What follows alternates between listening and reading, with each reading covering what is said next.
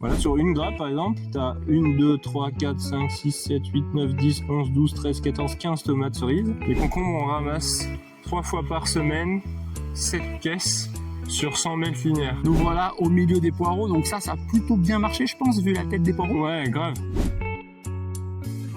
Comment réussir votre jardin en pleine canicule? On est nombreux à avoir galéré cette année, notamment à cause de la sécheresse et des fortes chaleurs.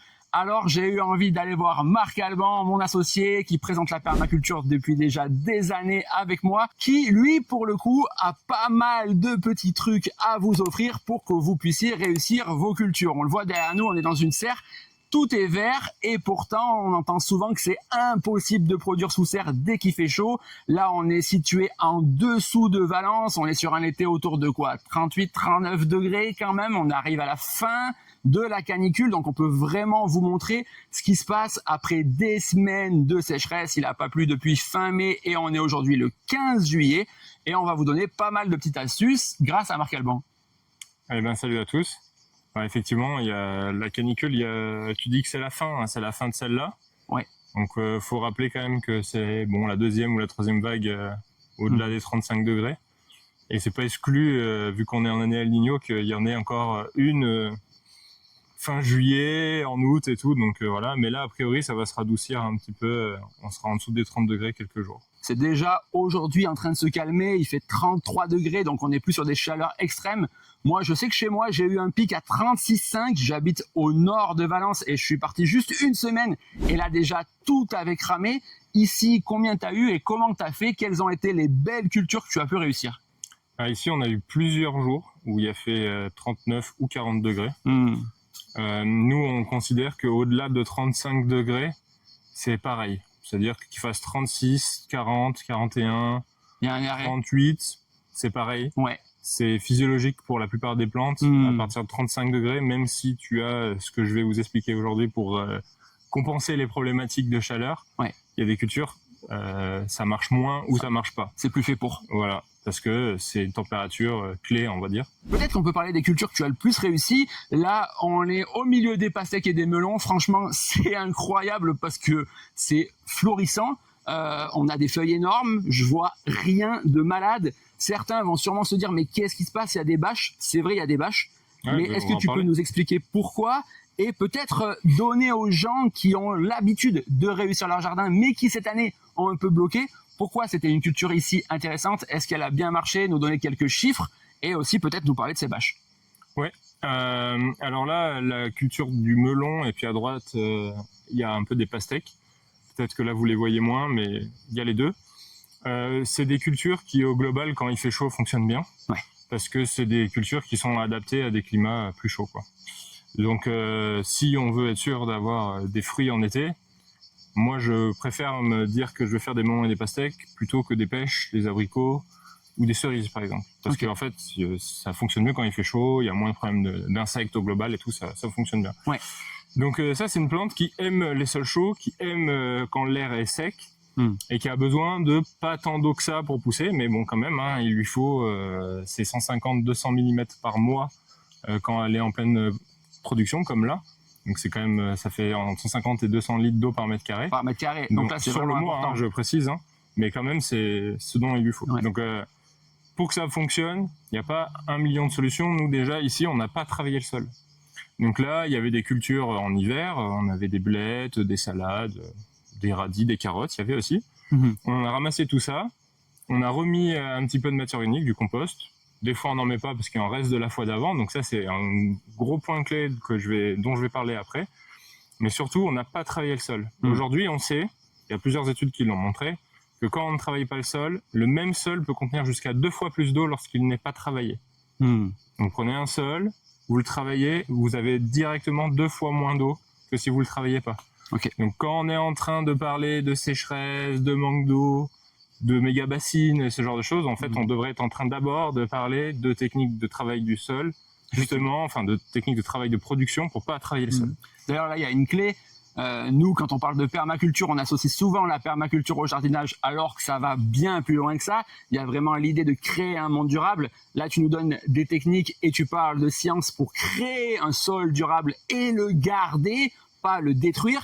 Et on sait maintenant avec la science, c'est pas un mythe, c'est quelque chose de prouvé, qu'effectivement les sols dans la nature, parce qu'ils sont faits comme ça, les sols vivants conservent beaucoup mieux l'humidité. On a souvent cette idée qu'en permaculture on n'arrose pas, tu viens de le dire, ici c'est impossible parce qu'il faut 150 litres par mètre carré pour réussir ces cultures. Surtout sous serre, il pleut pas sous serre. Alors qu'il a même pas plu depuis 2 mois. Donc forcément, il y a une idée de bien gérer l'eau. Si vous voulez plus d'informations, il va y en avoir énormément dans cette vidéo, mais inscrivez-vous dans la newsletter. Vous recevrez les dates de nos stages qui sont à prix libre. On parlera bien sûr de tout ça et on ira beaucoup plus loin. Mais c'est sûr qu'on a cette idée souvent que la permaculture, c'est de la culture dans le désert, de la culture sans eau. Et là, pas du tout. Il y a une clé, mais après, on a cette idée, cette recherche de comment on peut la capter, la stocker et surtout la garder dans le sol. Et pour ça, tu viens de donner une clé super importante. Numéro 1, ne pas nuire, ne pas détruire son sol. Donc, ce qui retient le mieux l'eau dans le sol, c'est d'avoir de la matière organique et de pas le travailler. Ça paraît simple. Mais pourtant, c'est pas beaucoup ce qu'on fait dans l'agriculture traditionnelle. Donc et c'est quand même pas si simple de planter sans détruire son sol. Voilà. Et du coup, là, c'est une des clés pour lesquelles vous allez voir qu'il y a des toiles tissées. Donc, c'est du plastique qui est tissé comme un tissu. Donc, c'est pour ça qu'on appelle ça une toile tissée. Parce qu'en fait, justement, ça permet de passer d'une culture à l'autre très facilement sans avoir besoin de travailler le sol, parce que du fait que le sol il est couvert, comme en fait on reproduit ce qu'on voit dans la nature. La permaculture, c'est reproduire des méthodes, des techniques que la nature a et les appliquer aux principes humains. Donc là, on parle d'agriculture, par exemple. Donc en dessous, il y a aussi un paillage, parce qu'en permaculture, on a souvent l'idée du paillage.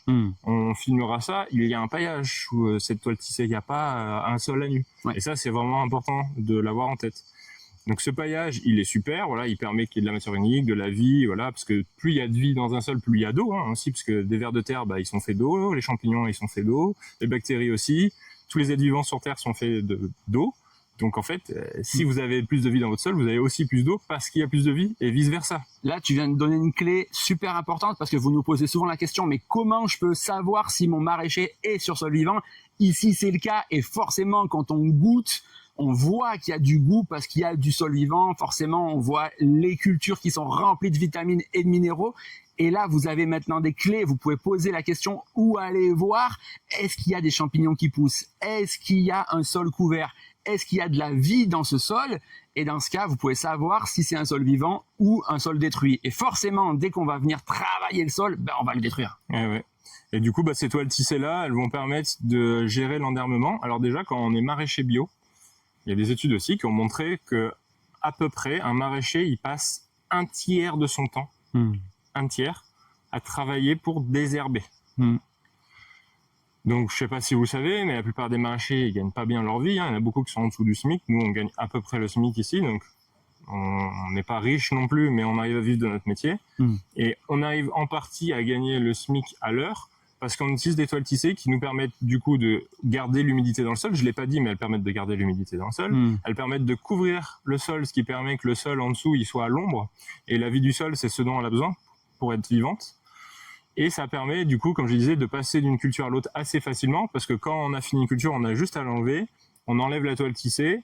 Soit on peut semer directement une culture, soit on peut replanter en remettant une autre toile tissée avec d'autres trous ou en replantant dans les mêmes trous. Donc en fait, ça, il faut vraiment l'avoir en tête, c'est que nous, ça nous permet à la fois de prendre soin du sol, d'arroser moins, d'avoir des cultures qui fonctionnent quand il fait chaud, et en même temps d'arriver à gagner notre vie, modestement, mais quand même. Sinon, il faudrait considérer que nous, on fait, en gros, je vous le disais, on gagne le SMIC horaire, et ben si en fait, on n'avait pas ces toiles tissées, si on n'en avait aucune, ce que je souhaiterais faire, parce que j'aime pas le plastique, moi je suis comme vous, ça me fait pas plaisir d'utiliser du plastique, et ben il faudrait que vous enleviez encore 30 à 35% de mon revenu horaire pour que j'arrive à faire la même quantité de légumes sans ces plastiques-là. Et moi j'adorerais pouvoir le faire, mais je ne peux pas vivre avec moins que le SMIC, c'est pas possible, je suis comme vous, j'y arrive pas. Et du coup, c'est notre contrainte numéro 1, mais elle a quand même ces gros avantages-là de prendre soin du sol finalement et de simplifier la manière qu'on a de travailler, donc de prendre soin de notre sol. Et c'est vrai qu'il y a une histoire de compromis. Moi, en tant que particulier, je peux me permettre de rater des cultures. Ici, c'est pas le cas. Vous le savez, si vous suivez cette chaîne, je parle souvent de l'albédo, c'est-à-dire aussi le facteur des couleurs. Là, on est sur une toile tissée qui est noire, ce qui permet aussi de réchauffer le sol tout en le conservant. Je sais que chez moi, si je veux réchauffer le sol, je suis obligé d'enlever le paillage et donc j'ai pas autant de matière ou de vie dans mon sol parce que il devient à nu. Et là, on peut avoir un espèce de combo entre un très bon sol et en même temps, ben voilà, on utilise ce dérivé du pétrole, ok, mais on explique pourquoi. Et quand on sait qu'il y a une réalité financière derrière, on a moins de choix. Et après, on verra qu'on a aussi des cultures qui ne sont pas sur toile tissée et qui fonctionnent quand même. Donc c'est pas non plus l'alpha et l'oméga, mais c'est vrai que ça nous facilite beaucoup, pas mal de cultures, et ça permet encore une fois qu'elles fonctionnent mieux en temps chaud. Justement, on va peut-être aller voir les autres cultures. Juste avant, est-ce que tu as quelques chiffres sur combien à peu près, là, sachant qu'on est mi-juillet, est-ce que tu as déjà eu des melons, des pastèques, et là c'est sur le début? Alors ceux-là, on les a plantés assez tard, donc justement on pourrait se dire ils n'ont pas marché parce qu'on les a plantés quand il faisait chaud. On les a plantés au début des moments chauds, au mois de mai, donc au début de la canicule, les pastèques pareil. Ouais. Et donc là, ils vont rentrer en production. On a commencé à manger les premiers, mais on n'en a pas encore vendu. Ouais. Et il y a plusieurs séries, donc là on le voit pas trop, mais il y a les premières à gauche, puis après vers la droite, c'est de plus en plus jeune. Ouais, le vert est différent. Ouais, et voilà, le vert est plus foncé quand ils sont plus vieux. Ils sont plus grands aussi. Et ils sont plus grands. Ouais. Et en fait, on commence à en ramasser. Je dirais que ça va être une production normale, c'est-à-dire que ça va pas être une très bonne production. L'année dernière, on a eu beaucoup de melons, c'était une très bonne année par exemple. Ouais. Il a fait moins chaud, il y a fait chaud, mais il y a il a fait plus humide justement, c'est ce que je voulais vous dire depuis le début. Et là, vu qu'il a fait sec, il y a quand même des fleurs qui ont avorté, donc je vous ferai voir ça sur les concombres après. Et les fleurs qui avortent font que du coup il y a moins de melons. Ouais. Donc on a un rendement normal de melons. C'est-à-dire à peu près je dirais qu'il y a à peu près 6-7 melons du mètre carré. 6 ou 7 melons par mètre carré, c'est incroyable quand on voit la difficulté que ça peut être des fois d'avoir autant. Ok, tout ça, et effectivement en bio, vous vous en doutez, mais sur sol vivant, ce qui rajoute encore un petit peu de difficulté, mais aussi beaucoup plus de goût au melon. Ouais, et ça c'est vrai que tu l'as dit et j'ai pas précisé. Quand on travaille de cette manière, c'est-à-dire de pas travailler les sols, on laboure pas, on retourne pas, on n'aime pas la grelinette. Alors nous, ça peut arriver qu'on utilise un outil qui s'appelle un griffon, donc c'est comme une grelinette mais tirée par un tracteur. Quand justement on a des cultures comme celle-là où on va un peu marcher de partout pour les ramasser, si on estime que le sol il s'est tassé, on va le détasser mais sans le retourner, parce que le retourner c'est le pire. Et du coup, quand on fait ça, on sait qu'on a des taux de sucre, des taux de vitamines, des taux de matière sèche. Bref, tout ce qui fait que vous êtes nourri quand vous mangez, qui sont plus élevés dans les fruits et légumes qui seront produits de cette manière. Donc déjà, nous, en tant qu'humains, c'est intéressant parce qu'on est mieux nourris. Forcément. Pour le même prix ou juste un peu plus cher, on est beaucoup mieux nourris. Ouais. Et surtout, c'est aussi des choses qui font que les légumes sont plus résistants. Effectivement. Parce que c'est des antioxydants, la matière sèche, c'est de la matière, donc ils sont moins faits d'eau. Ouais. Donc en fait, quand il fait chaud, ils sont plus capables de se défendre. Quand il fait des maladies, quand il y a des virus, quand il y a des limaces qui viennent les croquer, ils sont plus capables de se défendre. Donc c'est aussi intéressant pour ça d'avoir des sols vivants, c'est que ça fait des plantes plus résistantes au global, y compris à la chaleur. Là, on va aller voir ce qui n'a pas marché, mais là, j'avais vraiment envie de vous montrer que c'est possible. On fera aussi tout un tour de tout ce qui a bien marché, mais je vous mettrai dans la description la chaîne YouTube de Marc Alban qui a montré sur 1 an tous ses itinéraires techniques. C'était pas forcément l'année la plus chaude. Aujourd'hui, on est sur une année chaude et je voulais montrer que même quand c'est difficile, vous pouvez y arriver. Ne vous inquiétez pas, les gens le font dans le sud. Ce qu'il faut, c'est juste retrouver un petit peu de technique. Donc là, on sait que pastèque, melon, si vous avez chaud, c'est une bonne option. Et si tu le veux bien, je vais parler d'irrigation. On en reparlera après sur d'autres cultures. Nous ici, on a du coup du goutte à goutte qui est en dessous de la toile tissée. Donc comme je vous disais, ce qui est en dessous de la toile tissée reste plutôt en dessous. Du coup, cette humidité, on va venir la positionner en dessous, ce qui fait qu'elle va avoir beaucoup moins de raisons de s'échapper. Et les racines des plantes vont pouvoir aller en dessous cette toile, prospecter, pour aller chercher de l'eau et les nutriments partout en dessous de la toile, alors que lorsqu'il fait chaud, que le sol il sèche et qu'il est plus au soleil, les racines elles vont plus aller en profondeur, elles vont moins en surface, comme là ça peut être le cas. Et du coup, on gagne moins aussi d'arrosage, parce que là, l'arrosage, il va pouvoir être optimisé sur toute la surface, parce que les plantes vont pouvoir les boire, en gros, si vous voulez, sur toute la surface. Et donc on a du goutte à goutte, ça nous permet d'économiser de l'eau, pour pouvoir mettre pile poil la dose, voilà, sans excès. Mais on a aussi de l'aspersion, donc c'est de la micro-aspersion, c'est-à-dire que ça fait des gouttelettes d'eau qui sont très fines, on les voit à peine à l'œil nu, elles sont vraiment fines, elles font quelques millimètres d'épaisseur. Ouais. Et ça permet en fait de faire ce qu'on appelle des bassinages. Alors un bassinage, c'est une technique, ça serait long, faudrait faire une vidéo entière sur le sujet, mais en gros, on va venir mouiller la surface des feuilles, donc on a des programmateurs pour faire ça. Ça arrose quelques minutes, 5 minutes, 10 minutes, 2-3 minutes, toutes les 2-3 heures, toutes les heures s'il faut. Et ça va en fait évaporer, parce que l'eau, pour se transformer en gaz, passer de son état liquide à gazeux, elle a besoin d'utiliser des calories, donc de la chaleur. Et du coup, elles vont extraire les calories de là où elles sont, positionnées dessus, pour se transformer en gaz. Donc ça rafraîchit l'environnement.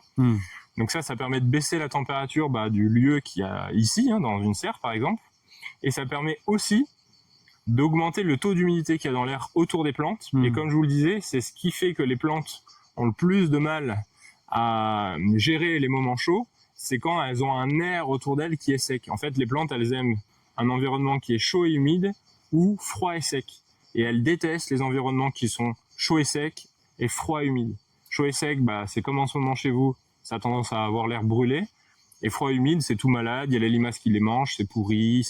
Donc là, tu viens de donner une clé importante. Déjà, ça, c'est une grosse clé. Il faut rappeler qu'on est sous serre. Oui. Peut-être que on va en parler de ce que tu as fait ici. Donc là, les deux portes latérales sont enlevées, l'entrée et la sortie. Et il y a aussi des planches qui espacent entre chaque montant pour qu'il y ait un peu plus d'air. Mais tu viens de nous parler d'arroser les feuilles. On l'a bien compris, pour que l'air soit plus humide. Mais souvent, on a cette peur. Justement, si on est en plein champ et qu'on arrose les feuilles, est-ce que ça peut créer des maladies ou brûler les plantes? Ce qu'on appelle les maladies, donc c'est les maladies cryptogamiques, des maladies de champignons, le mildiou, l'oïdium, etc., botrytis, tout ça. Ça, c'est des maladies qui sont capables de vivre quand il fait en dessous de 35 degrés. Donc si vous mettez de l'eau mais qui fait au-delà de 35 degrés, elles ne peuvent pas exister. Il ne peut pas y avoir une espèce d'effet loupe quand il y a une goutte d'eau sur une branche avec le soleil comme ça? L'histoire d'effet loupe, en fait, c'est un mythe. Okay. Ça n'existe pas. Sinon, en Amazonie, il y aurait plein d'effets loupe tout le temps et tout le climat tropical aurait des plantes qui poussent pas. Ouais. En fait, ça vient d'une croyance qui vient d'un fait qui est réel. Ça veut dire que si vous arrosez des plantes, comme on vient de le dire, en mouillant les feuilles avec de l'eau qui est très froide, qui vient d'un puits ou d'un forage, ce genre de choses, et que là, elles sont très chaudes, ça va détruire les cellules. C'est comme vous, en fait, l'hydrocution, quand vous sautez dans l'eau, si vous êtes très chaud. Choc thermique. Voilà, vous pouvez faire un choc thermique et avoir une crise cardiaque. C'est un peu la même idée. Les plantes, si vous les arrosez avec de l'eau très très froide, alors qu'il fait pas froid, voire qu'il fait chaud, ça peut avoir l'effet brûlé, mais c'est à cause du choc thermique. Nouvelle clé. Pas la loupe. Ok, c'est chouette. Même moi, je ne savais pas. Et du coup, à l'inverse, c'est pour ça que où est-ce que les plantes dans le monde, elles poussent le mieux? Amazonie. C'est les climats tropicaux. Effectivement. Et du coup, plus vous êtes capable d'arriver à reproduire ce climat tropical, quand il fait chaud, je précise, parce que je vous l'ai dit, s'il fait froid et humide, alors froid pour les plantes, c'est en dessous de 30 degrés, voire 35 pour certaines. Je ne vais pas rentrer dans le détail, il faudrait faire une vidéo sur le sujet. Ouais. Mais en gros, c'est ça, quoi. Donc, froid, c'est vite froid pour les plantes. Okay. Mais quand il fait plus de 35, et là, c'est ce dont on est en train de parler depuis tout à l'heure, vous pouvez complètement mouiller les feuilles des plantes. Et au contraire, ça leur fera que du bien parce que ça baissera leur température et ça augmentera le taux d'humidité autour d'elles, donc elles iront mieux. Et nous, c'est ce qu'on fait sur toutes nos cultures, donc ça implique d'arroser la journée, mais on n'arrose pas, en fait, j'ai dit arroser mais j'aurais pas dû, on bassine, c'est-à-dire qu'on mouille très rapidement les feuilles et ça mouille pas le sol en fait ça, quand on fait ça. C'est léger, très léger. Comme une sorte de brumisateur sur l'autoroute. Justement, on est en train de réfléchir, on garde ça pour arroser quand on veut tout mouiller, mais on va installer plus tard des brumisateurs pour avoir quelque chose d'encore plus fin, parce que là on se rend compte quand même que ça mouille un peu le sol des fois, trop. D'accord. Ça sature en eau, on gaspille de l'eau en fait. Alors un petit peu, un tout petit peu, mais on en gaspille un peu, alors qu'avec des brumisateurs on en gaspillerait pas. Et du coup c'est ce qui permettrait d'économiser encore plus d'eau, donc on va installer ça. Ça, c'est sûrement une clé aussi qui fait que tu es un très bon maraîcher, c'est que tu cherches toujours à améliorer, à optimiser, tu as déjà beaucoup de recul, mais quand même tu continues à faire cette recherche. Vis-à-vis des maladies cryptogamiques, quand même pour que le propos soit bien complet, tu l'as dit, elles apparaissent qu'au-dessus de 35 degrés, mais ça veut dire si, effectivement en dessous, mais si j'arrose du coup le soir, il fait plus de 35, est-ce qu'il y a un risque là? Qu'est-ce qui va se passer? C'est complètement possible que si par exemple la nuit il fait 20 degrés, que votre mildiou, votre oïdium, il se développe quand même la nuit. parce qu'il fait frais. Donc c'est possible, mais il sera à nouveau détruit s'il fait plus de 35 Le degrés. lendemain, c'est bon. C'est pour ça que quand même, pour éviter les problématiques, moi je recommande d'arroser plutôt le matin. Ouais.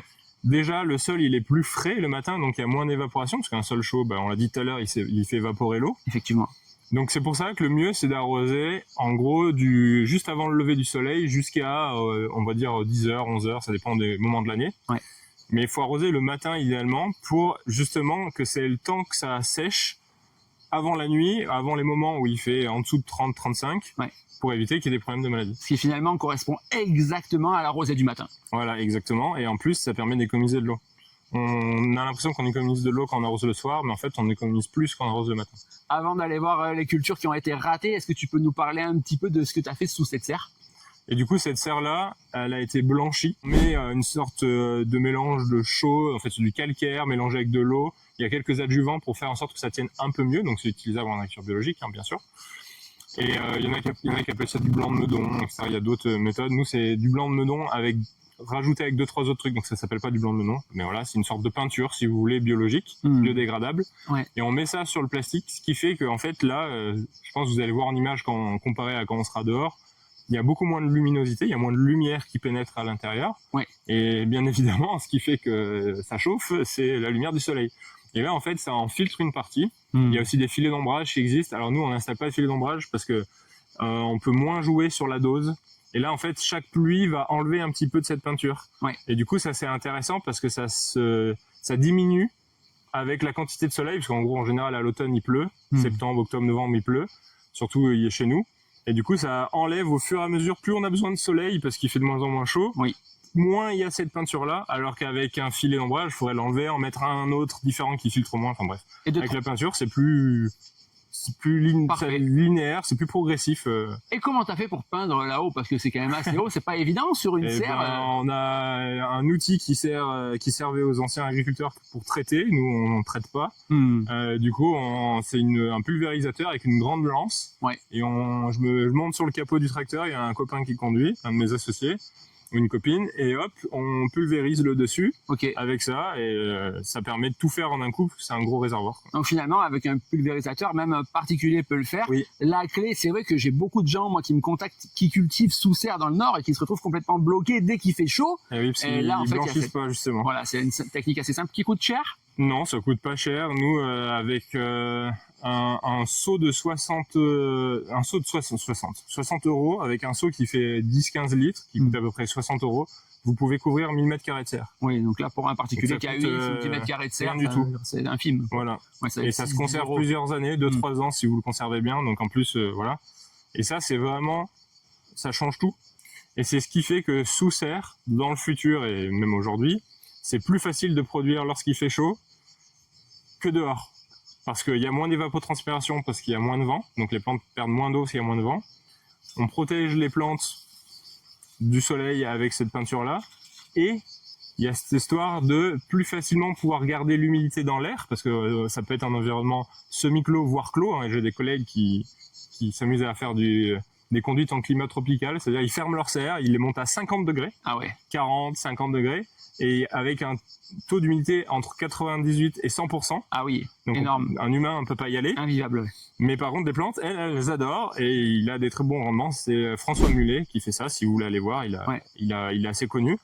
Et du coup, il est en Normandie. Donc chez nous, il ferait peut-être un peu trop chaud. Mais c'est jouable. En fait, nous, on fait un entre-deux. C'est-à-dire qu'on le fait, mais pas à 100%. Quoi. Là, on est quand même sur quelque chose de bien aéré, sur un climat du sud avec du vent. Autour en été, lorsqu'on est en canicule, tu l'as dit, 39-40 degrés. 40 degrés, ouais. On va voir ce qui n'a pas marché. Ouais. Donc là, c'est des carottes qu'on a semées sur du compost tamisé. Donc là, il n'y a pas de plastique, par exemple. Et on voit qu'il y a des endroits où il y a des trous. Alors là-bas, c'est entre les deux serres, entre la serre de stockage et la serre qui est comme ça. On pourra se rapprocher s'il faut. Et en fait, ça, c'est parce que c'est un endroit où il y a plus de vent. Et du coup, là-bas, les carottes, elles n'ont pas levé parce qu'il y avait plus de vent. Et du coup, ça sèche tellement vite avec le vent que du coup, ça n'a pas fonctionné. Ça n'a pas réussi à lever. C'est surtout qu'il n'y a pas eu d'irrigation, tu me disais, on le voit au centre. Et là, il y a un trou sans rien. Et là, le trou qu'il y a avant, c'est l'asperceur, il a déconné un petit peu. Ouais. C'est un poil moins bien arrosé, c'est-à-dire qu'on n'a pas réussi à faire nos bassinages de journée, justement. Ouais. Et c'est pareil, la carotte, c'est tellement sensible que le moment où elle n'a pas eu d'eau, ça a dû durer quelques heures, quoi, mais c'était les heures cruciales. Et ben, ça a fait que ça n'a pas marché. Donc on est d'accord, c'est juste sur une seule journée où là-bas, on le voit, il n'y a pas eu d'irrigation. Une ou deux, ça n'a ouais. pas levé. Ouais, une ou deux journées, hein, ça a été vraiment très très peu. Comme quoi, là, pour le coup, l'irrigation, c'est pas une option. Et voilà, et du coup, bah là, on peut voir que là, c'est la même technique. Donc là, on avait une culture. C'était des radiraves, des betteraves, des navets. On l'a récolté, on l'a laissé s'enherber, ça, on le fait souvent, mais pas monter en graines. Et après, on a bâché. Donc là, c'est pareil, on utilise du plastique, mais c'est une bâche d'ensilage. On la voit, elle est pliée à côté là. Et cette bâche d'ensilage, en fait, on vient la replier sur le sol. Et en fait, ça va tuer toutes les herbes qui restent. Ça fait de la paille, donc ça crée de la matière organique sur place.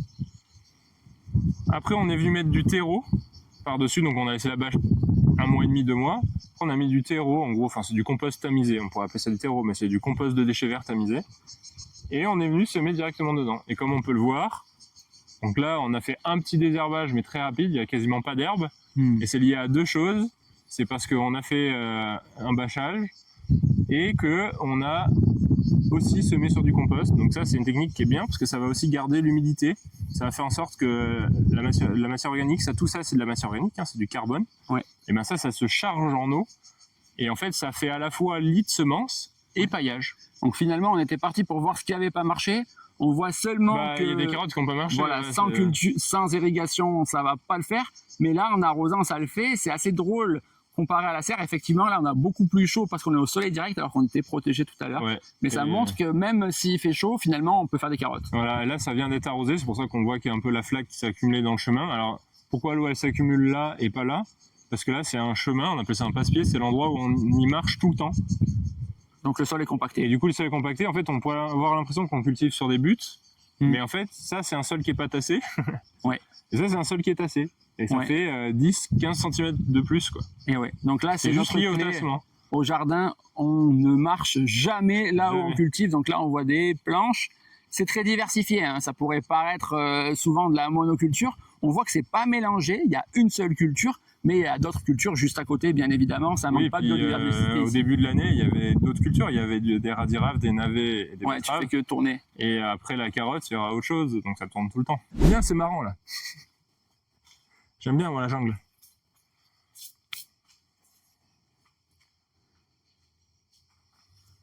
Ouais, donc là, Marc Alban, toi, tu mesures combien déjà? 1,94 m.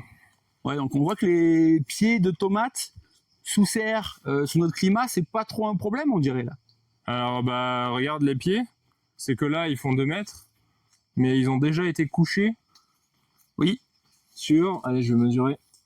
20, 40, 50, 60. Ils sont couchés sur 60 cm. Non, mais le diamètre, il est juste. C'est pas cohérent là. Donc voilà, moi j'ai quand même des gros doigts. Oui. Voilà, là il y a ça, c'est les 2 têtes, on les conduit en 2 têtes. Ah ouais. Et le pied principal, il fait 3-4 cm de rayon, de diamètre. De diamètre, ouais. Ouais, le diamètre là, c'est là on est sur de la branche quoi. Après là c'est de la tomate cerise, mais là c'est de la tomate ancienne, c'est de la green zebra. Ouais. C'est pareil, parce que les gens ils me diraient oui, les tomates cerises ça pousse beaucoup et tout. Ouais. Les autres c'est pareil. Hein. Elles sont bonnes. Les tomates, tout pareil que les melons et les pastèques, du bassinage, on l'arrose 3 fois par jour. Ouais. Là on a baissé, on avait mis 15 avant, c'est trop. Ouais. Le sol est un peu saturé en eau. Donc 5-10 minutes 3 fois par jour, ouais. Matin, midi, soir. De toute façon, l'irrigation, il faut des programmateurs. Ouais. Un jardinier qui a 50 mètres carrés de jardin et qui arrose au tuyau, il va dans n'importe quel magasin ou sur Internet, il s'achète un programmateur qui coûte 15 balles avec une pile où il y en a même des mécaniques qui se remontent à la main. Il met ça sur son tuyau et il met son tuyau avec un petit asperceur, un truc oscillant qui va osciller avec la pression. Ouais. Et il programme son irrigation parce que ça permet d'économiser de l'eau et d'arroser au bon moment. Et donc là, on le redit, il n'y aura pas de problème, même si on arrose en journée, ça ira. Non, mais elles ont les feuilles qui sont mouillées en journée, 3 fois par jour. Il n'y a pas de mildiou. On est sous le cerf, tout pousse bien, c'est qu'il n'y a pas une plante malade. Ça, c'est vraiment un truc de fou. Quand je passe chez toi, je me dis, mais il y a 0 plante malade. Tu vois, il y a un peu de mildiou en bas. Ah ouais. Parce que en bas, déjà, il fait plus frais. Ouais. Ce que je disais tout à l'heure, c'est à l'ombre. C'est à l'ombre des feuilles du haut.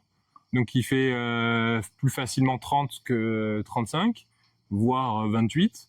Donc tu as du milieu qui peut arriver à survivre la journée et à se développer la nuit parce que l'humidité reste un peu. Et c'est pour ça qu'on va faire comme tu le vois ici là. Bon, les tomates cerises, c'est du délire. Je sais pas si vous voyez la quantité de tomates cerises. Oui. C'est énorme. grappes, elles se divisent en 3 ou 4 autres grappes, quoi. Ouais, c'est énorme. Donc là, pareil, on n'a pas travaillé les sols, pas de labour et tout. On a mis beaucoup de matière organique et elles ont un goutte à goutte sous la toile tissée qui permet d'arroser et on fait du bassinage pour humidifier l'atmosphère. Et plus il fait chaud, plus on fait en sorte qu'il fasse humide dans la serre. Et plus il fait froid, comme je vous l'ai dit tout à l'heure, je le redis, mais c'est important, plus on fait en sorte qu'il fasse sec. Froid et sec, chaud et humide. Et les tomates, c'est un des meilleurs indicateurs parce que c'est très sensible au froid humide. Si vous avez des tomates qui sont dans un froid et humide ou dans un chaud et sec, elles vont tout de suite aller mal. Ah ouais. Ça va se voir. Les feuilles, elles vont être petites, stressées, des mauvaises couleurs, des feuilles qui tombent, des maladies. La tomate, c'est super pour ça, c'est pénible pour ça aussi, mais c'est la première qui va pas bien quand on fait un truc qui est pas bien. Quand on n'arrose pas assez ou quand on arrose trop, tu vois. Donc, si vous avez des tomates qui sont sèches, il faut plus les mouiller. Il faut plus mouiller les feuilles et essayer de faire en sorte qu'elles soient dans un environnement humide. Et quand il fait chaud, et si vous voyez qu'on est dans une saison, en début de saison ou en fin de saison de la tomate, donc au printemps et à l'automne, là, il faut vraiment arrêter de mouiller les feuilles, vraiment, c'est important. Et plutôt chercher à mouiller que le sol et pas les arroser beaucoup. C'est là que oui, la tomate. C'est l'inverse, quoi. Et c'est pour ça que des fois, c'est pas facile à vulgariser, parce qu'on fait parfaitement l'inverse en fonction du moment de l'année, quoi. C'est qu'elle est tellement sensible c'est une plante qui a pas besoin d'énormément d'eau normalement. Mais en fait, c'est comme tous les autres légumes, je vais redire la même chose. Tu peux avoir des tomates sans arroser. Voilà. Je l'ai déjà fait une année d'ailleurs, à mon ancien jardin, j'avais fait des tomates que j'arrose pas du tout, des tomates que j'arrose une fois par mois, des tomates que j'arrose une fois par semaine et des tomates que j'arrose quand j'estime que c'est le bon moment d'arroser. C'est-à-dire souvent pas mal, 2-3 fois par semaine, quoi. Voire tous les jours s'il fait très chaud. Et ben c'était facile. Celle que j'arrosais pas, j'ai ramassé 500 grammes du mètre carré. C'est que dalle, hein. Celle que j'arrosais une fois par mois, j'ai ramassé 2-3 kilos du mètre carré, donc rendement classique d'un jardinier, on va dire. Un gros arrosage par mois, avec un sol sableux, je précise. Une fois par semaine, j'étais à 4-5 kilos du mètre carré. C'était du plein champ, je précise, parce que c'était pas sous serre. Et celle que j'arrosais quand je voulais, c'était 10 à 15 kilos en fonction des variétés. Donc on passe de 500 grammes, qui est à peu près une grosse tomate ou 2-3 petites tomates, à combien t'as dit au mètre carré quand 10 à 15 kilos. 10 à 15 kilos, la différence. Souvent on parle de... Donc c'est jusqu'à 20 fois plus, voire 30 fois plus. Voilà, donc quand on entend parler de tomates sans eau, voilà ce qui vous attend. Voilà. Alors je précise, un sol sableux en Ardèche, j'avais fait ça une année chaude, c'était en 2018, donc il avait fait super sec et super chaud. Donc dans un sol plus lourd ou qui retient mieux l'eau, on peut imaginer avoir des meilleurs résultats, mais voilà, faut avoir ces ordres de grandeur en tête. Ça vaut le coup de tester quand même, parce que quand on nous parle tout le temps de sans eau, faites des tests, voilà, faites comme j'ai fait chez vous, essayez d'être un peu rigoureux sur vos tests et vous allez apprendre très vite, vous allez vite comprendre. Essayez et vous verrez. En tout cas, là, c'est super beau, c'est vraiment abondant, la preuve que même dans le sud, sous serre, alors on a dit tout à l'heure tout ce qu'on avait fait sous la serre. Voilà, et pareil, là, comme tout à l'heure, serre blanchie. Celle-là, elle est plus blanchie encore que les autres parce que elle est plus ventilée. Si tu montres là-haut, il y a un gros écarteur en haut alors que les autres on le fait pas pour que la chaleur s'évacue un peu mieux. Donc là, on a ouvert de part et d'autre et en plus au centre régulièrement. Grosso modo, tu as ouvert quoi tous les 10 mètres. La serre est très grande. Ouais, tous les 15 mètres. On est sur une serre qui fait quelle taille là? 40 mètres. 40 mètres de long. C'est pas si long, mais c'est vraiment pas mal. Pour 8 de large, 10 de large. C'est ça, 8. Ok, 40 par 8. Enfin non, celles-là, elles font 9 mètres 50, pardon. Un peu plus grande. Très bien. Voilà, donc la tomate, si vous faites des bons bassinages, que vous avez une serre que vous êtes capable d'ombrer, et que vous avez un sol vivant que vous travaillez pas et qui a suffisamment à manger dedans, parce que je l'ai pas dit, mais les légumes fruits, c'est gourmand. Donc là, on a mis ça de compost, de déchets verts. C'est aussi dans l'idée de restaurer le sol. Et on a mis beaucoup de fientes de poule. Ça fait 500 grammes du mètre carré. Ça fait ça par mètre carré, quoi, de fientes de poule, en gros. Ah oui. C'est beaucoup. Mais la tomate, il lui faut ça. Et si vous revenez ici en septembre, eh ben, elles auront faim. Donc nous, on les enlève assez tôt. On les enlève en octobre, en général, parce qu'on veut mettre des épinards, d'autres légumes qu'on va vendre en hiver. Mais si on voulait les garder jusqu'à décembre, il faudrait qu'on les refertilise. On se rend pas forcément compte en vidéo, mais le tronc, il est incroyable. Moi, j'en mange encore. L'abondance de tomates qu'il y a. Mais là, il y a eu une petite variation d'arrosage, tu vois. Ça, c'est un truc qui n'a pas marché, qui est intéressant à montrer. À un moment donné, on a eu du puceron. Parce qu'on a eu un printemps chaud et humide, donc c'était beaucoup de pucerons, comme il y a tout le monde qui en a eu beaucoup. Donc si vous en avez eu, c'est normal. Et du coup, pour éliminer les pucerons, on a arrêté l'irrigation complètement. Oui. Donc c'est mauvais pour les tomates, du coup, mais moins que le puceron. Pour que les plantes, elles deviennent sèches, dures, ligneuses, qu'il y ait moins de sève à sucer. Les pucerons, c'est un insecte piqueur-suceur, donc il est obligé de percer la feuille. Du coup, si elle est très sèche, il n'y arrive pas. Oui. Et lui, il a eu chaud et soif aussi. Et du coup, ça a nettoyé le puceron. Donc là, on a quasiment plus de problème de puceron. Ok. Mais du coup, les tomates, elles se sont mis un peu dans un mode, il n'y a plus d'eau. Donc on fait des tomates qui sont plus petites et on pousse plus doucement. Ouais. Et après, on a remis l'irrigation parce que ça allait mieux, il n'y avait plus de pucerons. Ouais. Et le problème, c'est que depuis qu'on a remis l'irrigation, on a des tomates qui fendent un peu. Elles craquellent un peu. Parce qu'elles ont plus d'eau d'un coup. Donc si vous avez des tomates qui craquent, c'est que vous avez de l'irrégularité sur l'irrigation. Et c'est pour ça que c'est important d'essayer d'être régulier sur son irrigation, donc d'avoir un programmateur. Parce qu'en c'est fait, que c'est standard, ça. Voilà. Après, c'est pas si grave que ça. Elle est super bonne. Ouais. Mais elle se conserve moins bien. Ok. Et elle va plus facilement se faire piquer par un insecte, plus facilement tomber, pourrir, avoir une maladie. Donc là, on a quand même une petite astuce pour les pucerons. T'arrêtes l'arrosage et tu les fais mourir de chaud, finalement. C'est un peu risqué, mais ça marche. Je dis toujours, ironiquement, le poivron, c'est facile. Il faut beaucoup de tout. Beaucoup de chaleur, beaucoup d'eau, beaucoup de nutriments, donc beaucoup de compost, de fientes, de fumier. Si vous arrivez à avoir beaucoup de tout, vous aurez beaucoup de poivrons. S'il manque un peu d'un des trucs, il y en a moins. Et s'il manque beaucoup, il y en a encore moins. Du coup, c'est assez, pour moi, c'est un des légumes révélateurs de l'abondance que vous arrivez à offrir aux légumes. Et du coup, si vous avez des poivrons qui sont pas très productifs, c'est que vous pouvez faire mieux, en gros, sur ce que vous proposez comme confort à vos légumes, en gros, pour faire simple. Parce qu'il est révélateur de ça, parce que lui, en fait, il a besoin de beaucoup de tout pour pousser bien. Donc, si vous n'avez pas de poivron, c'est qu'il manque des choses. C'est facile un peu, quoi. Donc voilà, comment on fait du poivron? Vous mettez beaucoup de tout, beaucoup d'eau, beaucoup de chaleur, donc faut les faire plutôt sous serre. C'est mieux une toile tissée parce que ça va réchauffer le sol, et vous les arrosez dès que vous sentez qu'ils ont besoin, dès que la feuille elle est plus très jolie, vous arrosez. Et ça aime beaucoup le bassinage, et c'est très peu sensible aux maladies de champignons, etc., comme les aubergines aussi. Là on verra pas d'aubergines parce qu'elles sont sur l'autre parcelle malheureusement, mais c'est un peu la même idée. Les piments aussi. Vous pouvez vraiment les faire monter haut en température, haut en humidité et haut en bouffe, et il n'y aura pas de souci, quoi. Donc là, on est aussi sur une culture qui, avec la canicule, va bien marcher. Ouais. On a dit aubergines, poivrons, tomates. Ouais. Et concombres. On va aller les voir. Et les poivrons, il faut quand même avoir en tête, nous on fait ça, on les met côté ouest, sud-ouest de la serre. Comme ça, ils bénéficient du soleil du soir. C'est un peu comme dans une maison. Ouais. Aurel pourra vous confirmer ça. Le soleil du soir, en été, il chauffe. Ouais, c'est le plus chaud. Et du coup, il faut avoir en tête que c'est intéressant de mettre côté ouest, sud-ouest, des plantes qui vont aimer la chaleur. Et nous, on fait systématiquement ça. On fait une serre de tomates. Et sur le côté ouest, on met les poivrons. Donc là, on voit que la technique qu'on va adapter avec la permaculture, c'est-à-dire qu'on place tout au bon endroit, que ce soit pour une maison, parce qu'on va placer sa salle de bain à l'ouest, on a besoin d'avoir chaud, ça va aussi marcher pour le potager. Exactement. Et on fait le pont entre les deux. Et du coup, un autre truc, astuce qui marche bien, vous prenez du fer à béton. Oui. Vous faites un U avec, à la hauteur qui vous convient. Moi, je recommande, c'est quoi la hauteur déjà? À peu près 50 cm de haut. 50-60 là. Après, c'est pareil, plus on est bon, plus on les fait monter haut, les poivrons, donc plus il faut arriver à avoir un grillage qui est haut. Nous, il est pas assez haut, en fait, là, parce qu'en fin de saison, ils sont là, les poivrons, donc ils cassent. Il faudrait qu'on en rajoute une. Et du coup, après, ils passent à travers, ils viennent se poser dessus, et il n'y a pas besoin de les tutorer et tout, ils cassent pas, c'est top, quoi. Alors là, on est dans la serre où on fait les concombres et les haricots. C'est deux légumes qui vont être conduits chez nous de la même manière, donc on a tendance à vouloir les mettre ensemble, parce qu'on les irrigue de la même manière, on les conduit de la même manière sur filet.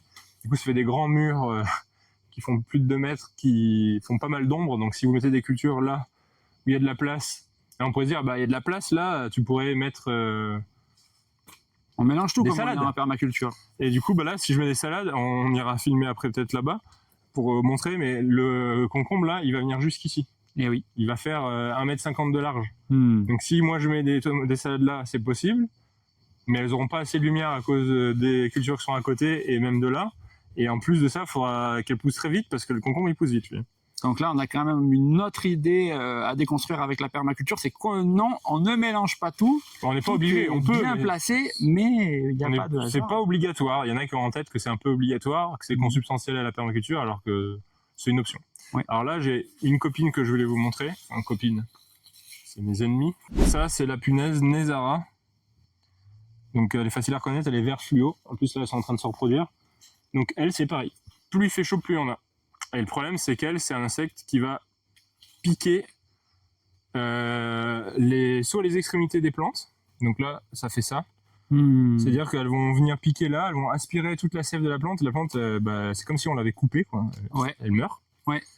Et sur les fruits, regarde, tu peux filmer ça. Alors ça, c'est aussi la chaleur qui fait ça. Alors c'est soit la chaleur, soit les punaises, on ne sait pas. Hein. C'est les deux, en fait, c'est le même effet. Elles vont venir aspirer le jus du fruit et le concombre, en fait, au lieu de devenir un concombre comme là, et ben il sèche.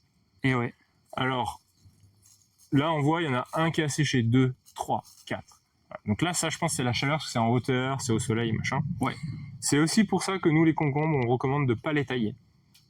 On les taille juste un peu au début pour qu'ils s'enracinent bien. Et après, on les taille plus, on se fait un gros mur pour que ça fasse de l'ombre. Et du coup, en dessous, et ben, toutes les concombres qui vont pousser plus bas après, parce qu'ils refont des tiges par le bas, et ben, ce sera à l'ombre, il fera moins chaud, donc il y aura beaucoup moins d'avortements. Et aussi, vu qu'il y a plein de tiges secondaires, il y a plein de fleurs. Tu filmes là, juste là, regarde tout ce qu'il y a comme fleurs. Il y a des fleurs partout. Et du coup, si tu as plein de fleurs comme ça, bah même si tu as des punaises, de la chaleur qui font tomber des concombres, quoi, et il y en a plein qui tombent, bah, tu arrives quand même à en avoir. Et nous, on arrive tellement à en avoir que les concombres, on ramasse 7 caisses de 15 kilos 3 fois par semaine. Donc ça fait 100 kilos, on va arrondir, allez, ça fait 100 kilos, 300 kilos par semaine à peu près de concombres. Ouais. Sur 100 mètres linéaires de concombres seulement. Donc ça veut dire qu'on ramasse minimum 2-3 kilos de concombres par mètre linéaire. Okay. Et du coup, la technique, c'est qu'on met un concombre tous les 50 cm, on met un filet. Nous, on le met en plastique parce que du coup, on enlève tout à la fin de la saison et on le fait composter. Après, on secoue et on récupère le filet et il dure plusieurs années. On pourrait aussi en mettre en chanvre. Et le problème, c'est que nous, on a tellement de concombres que ça casse en chanvre. Et surtout, il faut arriver à l'amortir parce qu'on s'en sert qu'une année et il coûte beaucoup plus cher.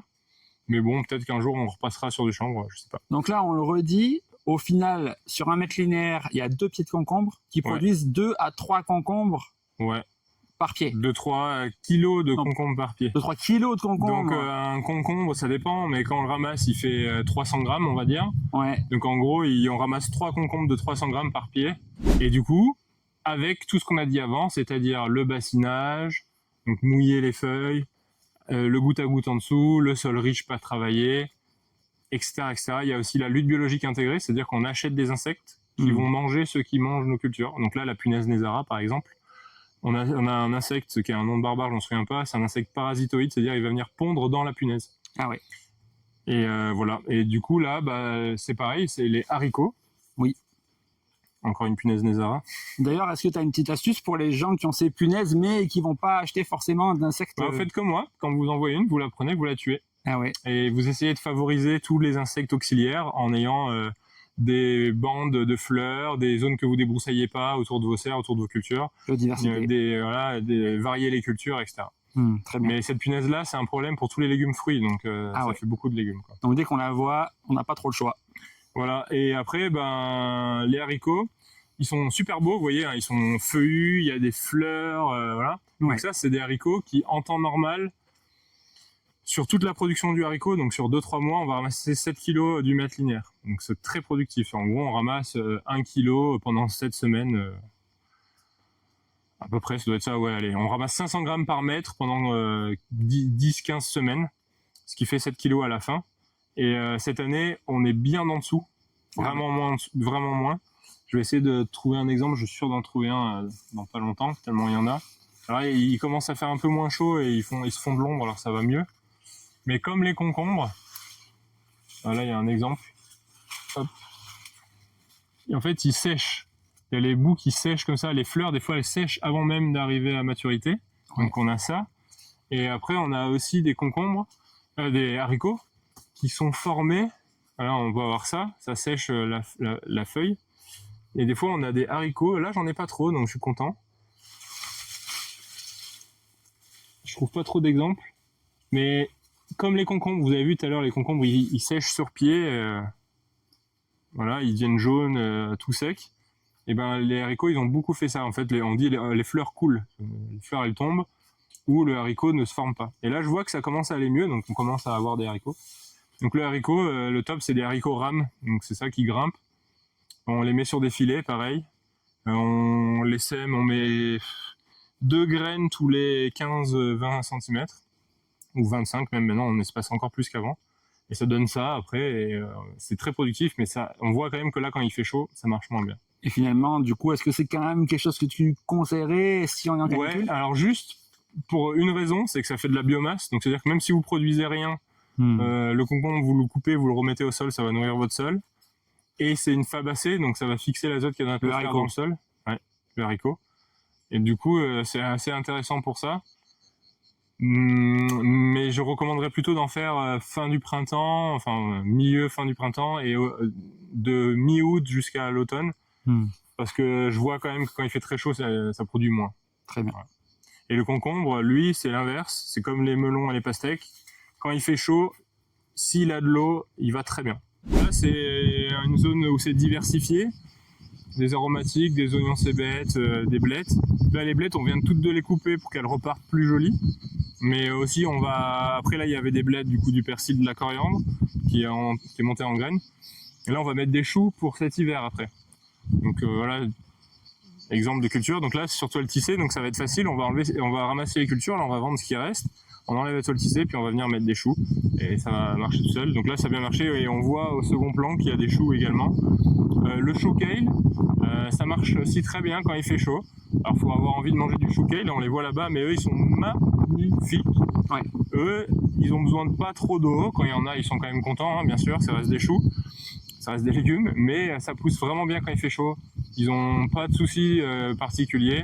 Encore une fois, s'ils ont un peu d'eau, ça marche très bien le chou kale. Parfait. Et tout ce qui est aromatique, on le reverra, ça marche bien. Donc tout ce qui est persil, plat frisé, le basilic, on va en voir après. C'est des choses qui marchent vraiment bien quand il fait chaud. Pareil, il faut qu'il y ait un peu d'eau aussi, bien sûr, comme toujours, mais voilà. Et les oignons, cette année, on a une très très bonne récolte d'oignons. Les oignons, par contre, il faut l'avoir en tête, c'est le légume qui a besoin de plus d'eau. Ouais. Voilà, c'est quand ils sont en train de bouler là, comme en ce moment. Ouais. Et là, ils ont besoin de 200 litres d'eau par mètre carré sur le mois. Ah ouais. Ils sont comme ça. Donc on vous laisse faire le calcul, hein, voilà. Ça fait 200 litres d'eau par mètre carré. Donc ça fait, c'est pas énorme, hein, ça fait 5-6 mm par jour. Donc si on est dans une zone où il pleut, normalement, il n'y a pas besoin de les arroser ou presque, quoi. Par contre, s'il pleut pas, un petit peu. Ça marche. Mais ça, c'est un légume qui a besoin de beaucoup d'eau. Très bien. Donc là, on le sait, pour les endroits où on n'a pas trop d'eau, oignons, on laisse tomber. Ouais, plutôt, ouais. Donc ça, c'est des choux brocolis. Les choux brocolis, quand typiquement ça n'a pas bien marché, dès qu'il fait chaud, il y a beaucoup de punaises du chou. Ça ressemble à ça. Ah oui. Les punaises du chou, c'est elles qui font les trous que vous voyez, qui font les petites piqûres comme ça. C'est un insecte piqueur suceur, hein. Et du coup elles absorbent l'énergie du chou et ça les stresse. Et du coup ça plus la chaleur, en fait elles aiment la chaleur, les punaises, c'est pour ça que je parle des punaises. Plus il fait chaud, plus il y en a. Il y a aussi un autre insecte qui s'appelle l'altise, on le verra sur les autres choux qui n'ont pas marché là-bas aussi, qui font pareil. C'est des petites puces noires qui piquent les choux. Ouais. Donc les choux, c'est pas pour rien que ça se cultive beaucoup en Bretagne. Ça aime pas trop la chaleur et ça, c'est un peu un raté. Donc en fait là, ils sont complètement mangeables. Hein. Donc pour un jardin, c'est pas un souci. Vous avez vu, il y a des choux kale. Mais ils montent tout de suite, vous avez vu, ils n'ont pas une belle forme de boule, ils ont une forme un peu pointue, biscornue, et du coup moi je peux pas les vendre. Après c'est bien de prévenir les gens, parce que si en général toi t'as galéré, ça veut dire que ça va être une galère. Donc là les choux, quand c'est sec... moi je dirais qu'il y a de fortes chances, à part le chou kale, qui marche très bien, mais tous les choux, il y a de fortes chances que dans le futur on en mange moins, parce que ça n'aime vraiment pas le chaud, quoi. Donc ici, dès que vous avez chaud, plutôt privilégiez le chou kale, vous aurez à manger avec un petit peu plus de chance et beaucoup moins d'insectes. Voilà, et après il y a les choux pointus qui marchent bien. Eux ils sont beaux, donc là ils ont l'air moins beaux parce qu'en fait ils sont vieux, parce que On n'arrive pas à les vendre parce que personne ne veut manger du chou en été, surtout quand il fait chaud. Eh oui. Mais ça, c'est un chou que vous pouvez planter sous serre à l'automne ou à la fin de l'hiver et qui vous donnera au printemps. Et vous pouvez le planter à la fin de l'été et il vous donnera à l'automne-hiver. Ça, c'est vrai que c'est une clé importante Voilà. de garder son sol couvert, donc on peut le couvrir avec des plantes, bien évidemment, et produire toute l'année. Et le chou pointu, ça marche assez bien quand même, mais pas en été, quoi. Très bien. Ça, c'est de la patate douce. Bon, la patate douce, ça a bien marché. Là, on voit, ça vient d'être bassiné. Donc ça a arrosé en journée, mais pas toute la journée non plus. Hein. Et du coup, là, la patate douce, c'est aussi une culture qui aime beaucoup la chaleur. Par contre, comme les autres, c'est la même chose, elle a besoin d'eau. Donc on parle de 8 à 10 litres d'eau par mètre carré. Donc pour les gens qui n'ont pas d'eau, faites attention, c'est peut-être pas la meilleure culture à faire. Mais par contre, si vous avez de l'eau, eh ben, la patate douce, ça peut produire beaucoup. Après, c'est capable de produire aussi un petit peu avec très peu d'eau. Ouais. C'est très résistant au manque d'eau, mais ça va produire, là on peut ramasser jusqu'à 10 kg, 12 kg du mètre carré. 10 à 12 kg du mètre carré. En arrosant, mais là j'ai parlé des jours où il faisait chaud. Hein. Ouais. Alors que si vous arrosez pas, vous allez ramasser 1 kg, 2 kg du mètre carré. Alors là, c'est les artichauts. Les artichauts, ils ont super bien marché. Alors ça on dirait pas, mais ils ont super bien marché. On en a ramassé beaucoup. Alors j'ai pas le chiffre en tête, mais voilà, en gros, vous voyez que chaque bout là qui a été coupé, ça a donné un artichaut qui faisait la taille de mon poing. Ah, oui. Donc là, il y a un pied, il y en a 1, 2, 3, 4, 5, 6, 7, 8. Voilà. Donc okay. 8 ça doit être ça, ouais. 1, 2, 3, 4, 5, 6, 7, 8, 9. Ouais, ça doit être ça, autour de 8, 7, 8 par pied, peut-être 6, s'il y en a qui en ont un peu moins. Ouais. Il y en a qui en plus, allez, on va dire 8. Ouais. Donc ça a très très bien marché. Et plus il a fait chaud, plus ils ont commencé à ressembler à rien. Alors l'artichaut en été, ça ressemble toujours pas à grand chose. Hein. Pas à ce point-là. Hein. En général, ils arrivent à garder quelques feuilles un peu dans ce style-là. Là. Ils ont quel âge là? Ils ont 2 ans. Ah ouais. Ah ouais. Ouais. Donc ils sont jeunes. Hein. Donc ils ont été productifs dès la 2e année? Oui, même la première année. Ah on ouais. a ramassé pas beaucoup, mais on a ramassé un peu. Super.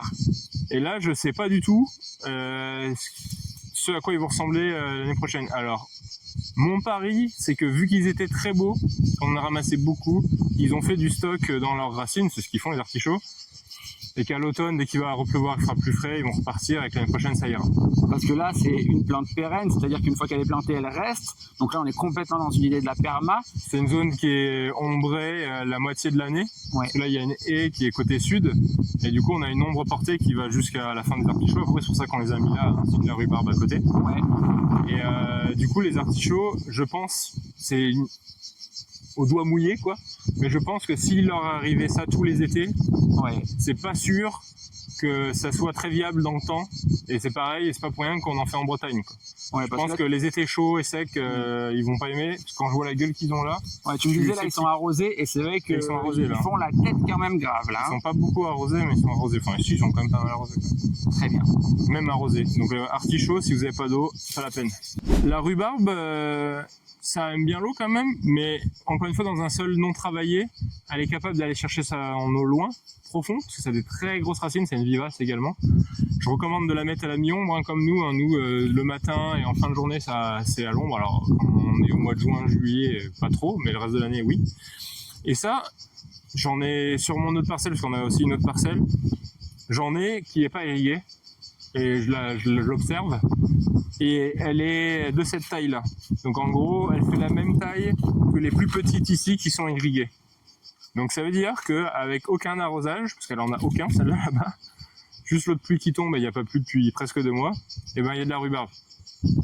Donc ça veut quand même dire que si on a un sol qui est riche, et qu'on n'arrose pas, on peut avoir un peu de rhubarbe. Si on arrose un peu, on peut avoir beaucoup de rhubarbe. Ouais. Donc la rhubarbe, une vivace que je recommande. Et là, c'est surtout à le tisser également pour pas avoir de désherbage. Alors on a quand même un nettoyage en hiver où on enlève les feuilles un peu mortes. Parce qu'après, là il fait chaud, donc elles sèchent, mais quand il fait humide, elles pourrissent. Et elles s'accumulent dans des trous et il y a des plantes qui peuvent repousser dessus. Mais chez vous, vous pourriez juste mettre un gros paillage, il faudrait désherber un peu de temps en temps, mais ça fonctionnerait bien.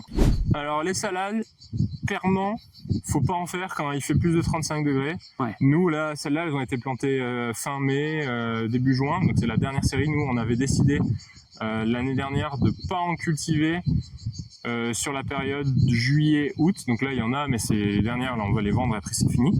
Donc là, il y en avait sur toute cette zone-là, hein, derrière moi. Et en fait, quand il fait plus de 35 degrés, là, on avait fait une stratégie où on les arrosait 5 fois par jour, quelques minutes. Donc, c'est quand même beaucoup, mais surtout, c'est souvent, en se disant, elles auront moins chaud, le bassinage, tout ce que je vous expliquais avant. Et ben là, elles ont poussé comme ça. Nous, on appelait ça des sapins de Noël. Elles montent directement. Ouais. Voilà, hop, direct. Elles montent tout droit, tout pointu comme ça, là. Ouais.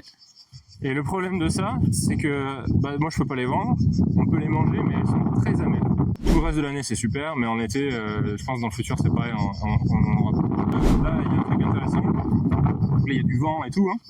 Mais vous allez voir que sous nos toiles tissées, on voit, il y a du compost. Vous voyez, regardez, c'est noir. Il y a du bois, il y a des bestioles. Donc là, là, il est 13h, hein, donc c'est le pic de la journée en chaleur, donc on voit pas d'insectes. Mais on voit, regardez. Vous l'avez vu? Ouais, moi j'ai vu un ver de terre. Ah, il s'est enfui. Il m'a vu arriver. Donc déjà, je peux creuser le sol à la main, il est là. Oui, et là il y a un ver de terre. Voilà. Ouais. Bon, il aura fallu 3 secondes pour en trouver un, et il y en a, regarde, deux autres ici. J'ai pris un endroit au hasard. On n'a pas triché là. Voilà, endroit au hasard. On est le 15 juillet à 13h. Ouais. On entend les cigales chanter. Ouais. Et il y a des vers de terre. Donc là, je creuse à côté. Et ben, on va pas trouver de vers de terre. Ah ouais. C'est quand même beau, mais c'est que déjà il y a moins de vie et il y a moins de compost. C'est plus sec, c'est plus friable. Ouais. Alors c'est beau hein, quand même. Hein. Ouais, c'est correct. Il y a du bois aussi, voilà. Mais tu vois, là on trouvera pas de verre. Voilà pour montrer les salades qui montent. Celles-là, c'est les dernières qu'on a plantées. Donc celles-là, elles ont été plantées après celles qu'on a vues juste avant. Et elles sont quand même montées plus vite parce qu'elles ont eu plus chaud sur leur temps de vie. Donc là, plus il fait chaud, plus ça va vite de monter comme ça. Et là, c'est encore plus amer et encore moins mangeable, quoi. Donc et là, il y a le basilic. Il y a vraiment une période où on peut plus planter de salade, quoi. Là, en fait, c'est le même. Il a été planté à la même période. C'est juste que lui, on l'a déjà coupé. Et lui, on l'a pas encore coupé. Le basilic, ça marche très bien quand il fait chaud. Il faut juste faire en sorte de le couper régulièrement pour qu'il se régénère, qu'il redevienne beau comme ça. Là, c'est un exemple. Lui, on l'a pas vendu pour plein de raisons parce qu'on en a suffisamment du basilic. Et du coup, si vous attendez trop, après il va se lignifier, il va faire ses fleurs.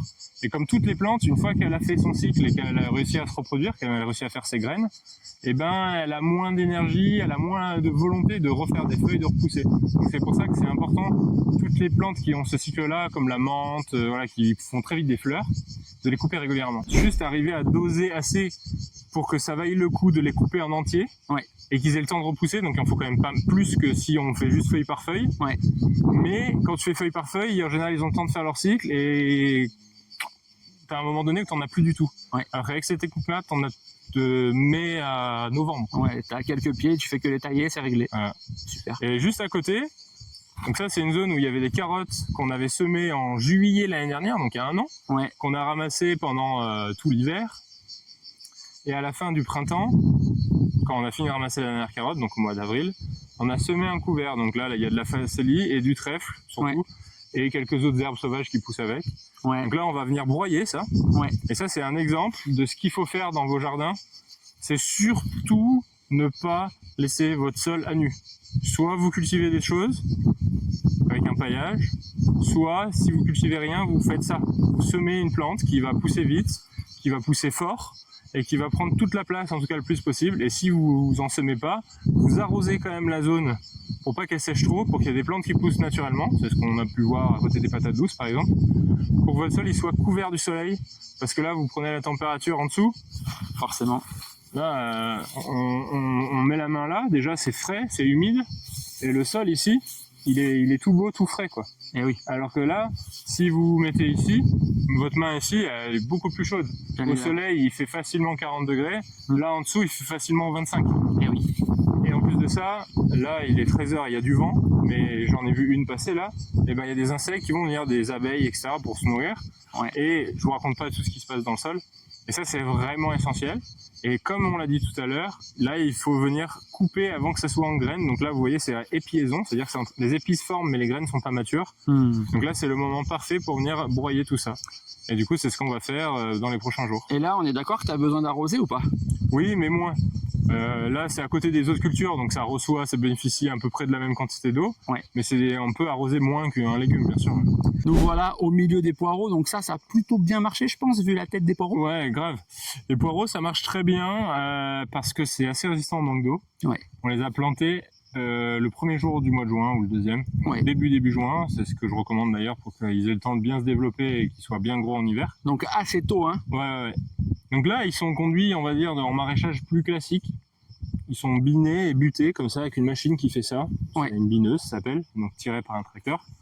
Comme ça permet de gérer l'enderbement. Et puis ce qui pousse un peu, qu'on n'a pas réussi à avoir comme ça, on vient l'enlever à la main. Donc là, c'est drôle parce qu'on est sur une parcelle où toi maintenant tu utilises des machines, mais je me souviens très bien la première fois où on a planté des poireaux ensemble. C'était la première parcelle qui faisait 700 mètres carrés où tu avais fait 4 tonnes de légumes sur l'année, c'était assez fou.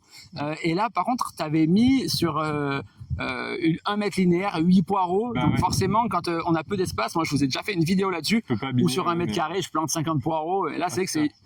Là, on voit qu'ils sont vachement bien enterrés. Donc, soit vous les enterrez bien, soit vous venez les buter comme là. Ouais, et là, en fait, c'est parce que on en a 8-10 000 de poireaux. Ouais. Et du coup, planter à la main, c'est très long. Bien sûr. Là, on a tout planté à 3 en quelques heures. Et oui. Alors que planter 8-10 000 poireaux à 3 à la main, il faut quelques jours plutôt. C'est vrai que c'est assez simple quand on est particulier, on peut vite avoir son autonomie en poireaux pour pas grand chose. Hein. Moi je sais que je les paye 6 € les 50, j'en prends 100 et pour 12 € j'en mange tout l'hiver, hein. C'est assez facile. D'ailleurs je vous rappelle que j'ai mis un petit calculateur sur mon site web qui vous permet de calculer les espaces. Je vous mettrai un lien dans la description, allez jeter un œil si vous avez besoin de planifier votre potager, c'est toujours bien utile. Et du coup là, la stratégie sur le poireau c'est plutôt d'essayer de faire un gros arrosage pas souvent.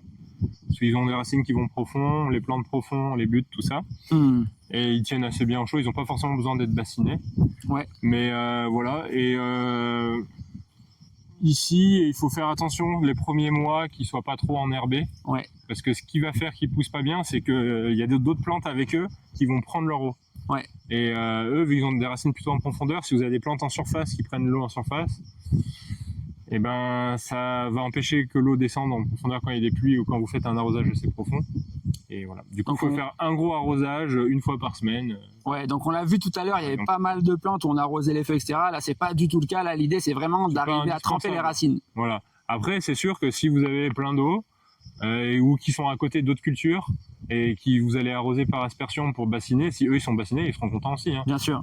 Mais c'est pas indispensable. Ouais. Là, le but, c'est surtout que tout le sol soit humide. Donc là, la meilleure clé, c'est d'arroser et de regarder. C'est jamais facile quand on est néo-rural de savoir si on a beaucoup arrosé. Le mieux, c'est de regarder son sol et de creuser pour voir si c'est humide. C'est ce que je faisais en parlant. Je regardais. Ouais, on voit les habitudes. Si on regarde, on voit qu'il y a beaucoup de bois, de matière organique. Et ça, c'est essentiel. Et là, le sol, il n'a pas été labouré non plus. Oui. Donc là, on l'a travaillé, on l'a décompacté pour qu'on puisse planter les poireaux en profondeur et pour pouvoir venir buter. Mais on n'a pas labouré. C'est juste un travail superficiel du sol. Oui, c'est que quand on le voit comme ça, on pourrait se poser la question, mais il y a une vraie différence entre juste enlever les plantes de surface, on va dire une sorte de grattage. Scalpage, on appelle ça. Scalpage, ce qui était fait finalement avant, parce qu'avec un cheval, tu pouvais pas avec faire un labour. Et le cheval, tu pouvais pas faire autrement. Donc là, on est vraiment sur une culture entre guillemets traditionnelle où on a ajouté du pétrole. C'est ça. Mais pas de doute, je sais que tu auras un très bon rendement. C'est même pas rajouter du pétrole parce qu'on le fait avec le tracteur électrique. Mais ça, on en a parlé dans une autre vidéo, donc on vous laissera regarder l'interview que j'ai fait avec Marc Alban, où il parle de la vie de maraîcher et de tout ce qu'il a sur la ferme. Mais voilà, du coup, ils sont bien beaux. Par contre, à côté, c'est des choux cabus. Et si tu te rapproches, tu vas voir qu'il y a pas mal d'endroits où il y a des altises. Alors, je sais pas si tu vas les voir, c'est les petites punaises noires là. Ouais, on les voit bien. Ouais. Et ben ça s'appelle des altises. Et c'est elles qui font les petits trous comme ça là sur les feuilles. Ouais. Et ça va beaucoup stresser le chou. En plus de ça, on a des punaises. Bon là, elles y sont pas parce qu'il fait chaud, mais il y en a. Elles sont cachées dans le sol là, ou entre les feuilles. Ah bah là, j'en viens d'en trouver une entre les feuilles par exemple. Et elles bouffent les têtes. Et du coup, les choux, ils font ça. Et après, ils refont plein de petites têtes. Donc si on veut un beau gros chou, faut venir à chaque chou, venir enlever les têtes secondaires et garder que la nouvelle tête qui pousse. En plus de ça, si il fait chaud pendant longtemps, les altises, il y en a beaucoup. Et les choux ils finissent par crever ou rien donner du tout. Donc moi, je dirais, comme tout à l'heure, les choux, ça marche pas très bien quand il fait chaud. Ou alors, il suffit de faire un truc qui peut être pas mal, c'est de planter des choux si vous êtes dans une zone où il fait chaud, donc plutôt sud-France, on va dire Lyon et plus au sud, ou côte ouest, les planter en fin d'été, quoi, fin d'été, début septembre, fin août, début septembre. Et là, en général, il fait plus doux, les nuits sont moins chaudes, il y a plus de pluie. Et c'est ce qui fait qu'en général, on arrive à avoir des choux en hiver. Mais il faut qu'ils aient le temps de grossir, donc c'est pour ça que je dis, si vous êtes dans un endroit où il fait frais assez tôt dans la saison, si vous êtes dans le nord de la France, ça marche pas, ça marche que dans le sud ou à l'ouest, cette technique-là. Donc nous, en fait, là, les autres années, on fera ça, on les plante, là, ils ont été plantés en juin, et on fera plus ça, on les plantera fin de l'été. Ça montre que quel que soit l'endroit, il faut toujours s'adapter et qu'il n'y a pas de recette miracle, hein, en maraîchage, il faut toujours apprendre. Et aussi apprendre de... C'est quand même possible que dans le futur, on fasse pas de choux en été.